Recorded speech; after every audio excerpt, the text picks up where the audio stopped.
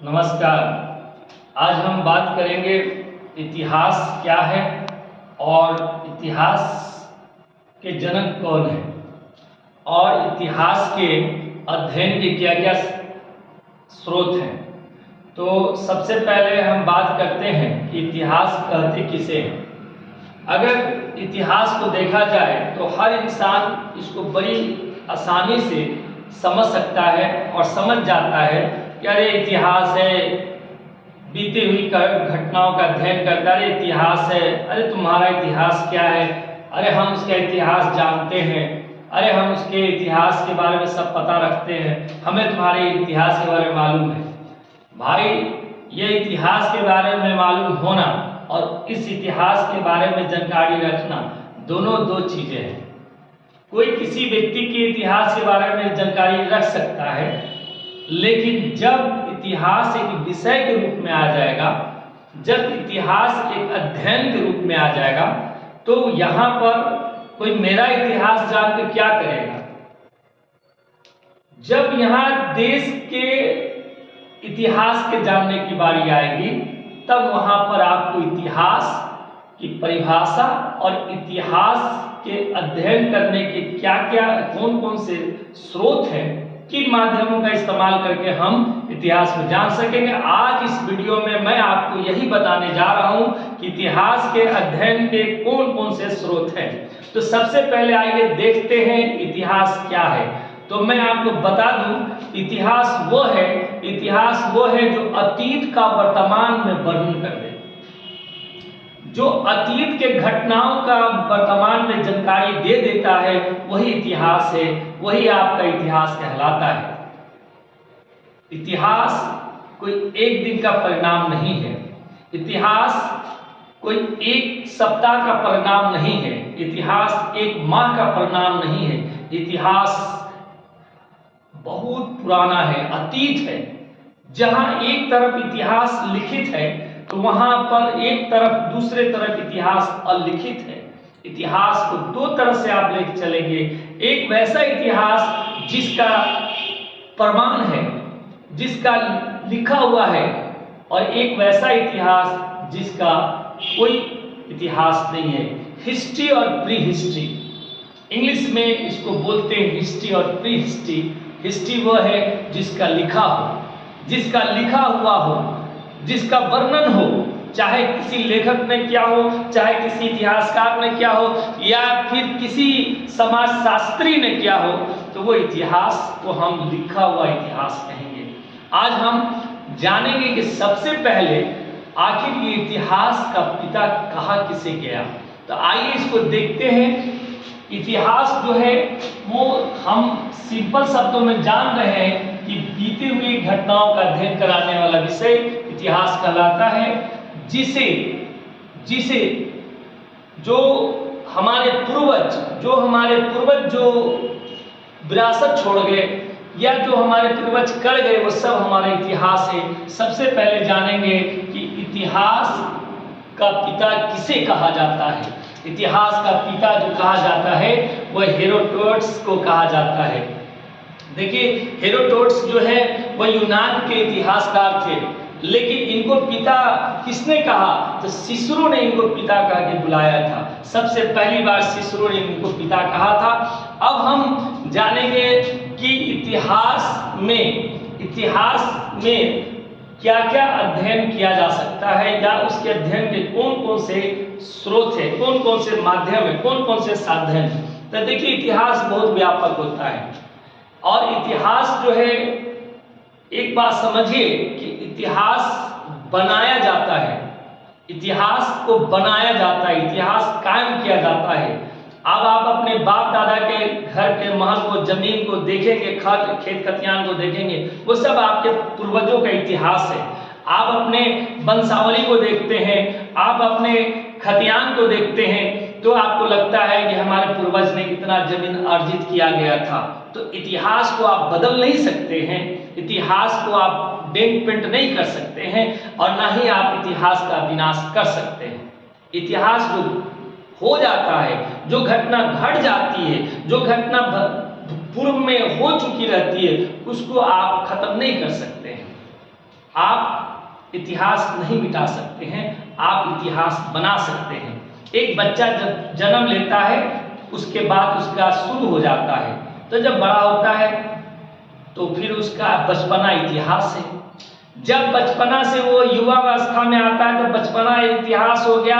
युवा अवस्था से जब वो आ जाता है, आपका बूढ़ा होता है ना, या उसको कहिए वृद्धावस्था में जब आता है तो वो जवानी को याद करता है, लेकिन जवानी लौट नहीं आती उसकी।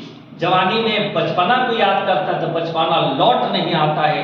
तो याद रखिए, इतिहास को आप जो है दोहरा नहीं सकते हैं, इतिहास बना सकते हैं। हर व्यक्ति अपना इतिहास एक रचता है, जैसा कर्म करके जैसा वो काम करता है वैसा उसका इतिहास होता है। हर आदमी को एक अच्छा इतिहास बनाना चाहिए। आइए बात करते हैं इतिहास के स्रोत के बारे में। तो देखिए, इतिहास के सबसे पहला जो स्रोत है जिसे हम कहते हैं कि ये साहित्यिक स्रोत, लिटरेरी सोर्स है ना, आपको साहित्य स्रोत, लिटरेरी सोर्स। अब ये लिटरेरी सोर्स क्या है? तो साहित्य, भाई साहब ये साहित्य जो लेखकों ने लिखा, तो अब इसमें दो तरह का आएगा, एक सेकुलर आएगा और एक आपको रिलीजियस आएगा। जो अच्छा, अब यहाँ पे दो चीजों को समझ जाइए, सेकुलर किसे कहेंगे, सेकुलर किसे कहेंगे और रिलीजियस किसे कहेंगे। अब यहाँ पे दो जो शब्द है, सेकुलर किसे कहेंगे, सेकुलर किसे कहते हैं और रिलीजियस किसे कहेंगे, रिलीजियस किसे कहेंगे। देखिए, सेकुलर अपने आप में एक शब्द है जिसका अर्थ होता है दम सेकुलर, यानी निरपेक्ष। और रिलीजियस का मतलब होता है जो धर्म से रिलेटेड हो, जो निरपेक्ष हो, किसी का पक्ष न लेता हो, किसी का तरफ न जाता हो, वो है आपको सेकुलर। अक्सर आप सुनिएगा कि भारत एक सेकुलर देश है। आप इतिहास में और विश्व में जाना जाता है भारत को किस चीज से? तो इंडिया एक सेकुलर देश है। भारत को विश्व में जाना जाता है सेकुलरिज्म की वजह से। भारत एक धर्मनिरपेक्ष राष्ट्र है, सब धर्मों का आदर करता है, सब धर्मों का इज्जत करता है, विश्व में जाना जाता है। विश्व के धरातल पर भारत क्या जाना जाता है? धर्मनिरपेक्ष, धर्मनिरपेक्ष।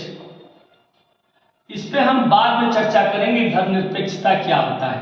तो एक किताब हो जाएगा जो सेकुलर है और एक किताब हो जाएगा जो रिलीजियस है, यानी वो किताब जो धर्म से संबंधित हो, वो किताब जो धर्म से रिलेटेड हो, वो किताब जो देवी देवताओं, ईश्वर, अल्लाह, खुदा, गॉड के बारे में जिक्र करता हो, गॉड के बारे में बताता हो, वैसी किताब को हम लोग रिलीजियस बुक कहते हैं।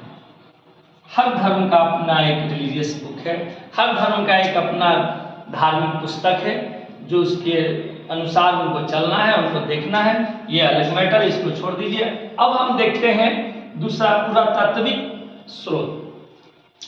आप हड़प्पा, मोहनजोदड़ो, लोथल, कालीबंगा, ये इतिहास में आप सुने होंगे कि जो हड़प्पा सभ्यता है, जिस हड़प्पा सभ्यता है ना, हड़प्पा सभ्यता है, ये हड़प्पा सभ्यता को आप देखेंगे 1921 ईस्वी में, है ना, दयाराम सहनी के अध्यक्षता में जब खुदाई की गई तो कुछ नीचे से अवशेष मिला, कुछ चीजें मिली, तो जानकारी हुआ करी तेरी गई, यहाँ किसी समय में कोई सभ्यताएं थी जिसका विनाश हो गया, चाहे वो जिस वजह से हो, उसको फिर अगले चैप्टर में हम देखेंगे। तो पुरातत्वीय विभाग में बहुत सारे आते हैं, जैसे हम इसमें देखेंगे आर्कियोलॉजिकल है, इंस्क्रिप्शंस है ना, पेंटिंग है, इमेज है, अब मोन्यूमेंट्स है।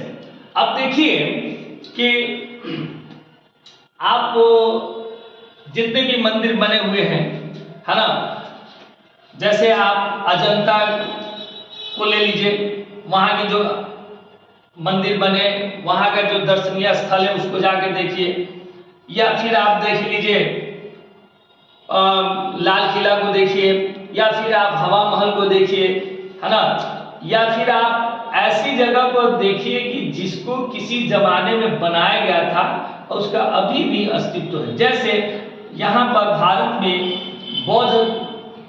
बौद्धिस्ट लोग बहुत आते हैं। वो क्या देखने आते हैं? वो स्तूप देखने आते हैं महात्मा बुद्ध का, ठीक है।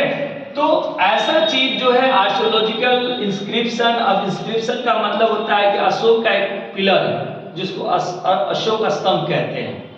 अशोक ने उस पिलर पे खुदवा कर जो लिखवाया उसी को हम लोग इंस्क्रिप्शन कहते हैं। पत्थरों पर, दीवारों पर, है ना, कहते हैं इमेज है, तस्वीरें बना दी है, पेंटिंग कर दी है।